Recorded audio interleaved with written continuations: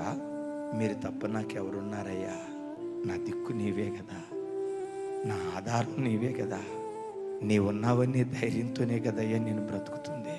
నువ్వు ముఖం చాటిస్తే నేను ఎట్లా బ్రతకగలనయ్యా? నా ప్రార్థనకు నువ్వు జవాబు ఇవ్వకపోతే ఎలా ఈ భూమి మీద నేను మనగలనయ్యా? నిన్నొక్కడిని ఆధారం చేసుకుని బ్రతుకుతున్నా. నా ధైర్యమైన, నా నిరీక్షణైనా, నా బలమైన, నాకుంటూ నా బ్రతుకులో ఒక విశ్వాసమైన అది మీరు ఒక్కళ్ళే యేసయ్యా. మీరు ముఖం చాటిస్తే నేను తట్టుకోలేనయ్యా, నేను తట్టుకోలేను. నేను నమ్ముకొని నిన్ను ఆధారం చేసుకుని బ్రతుకుతున్న వాడినయ్యా.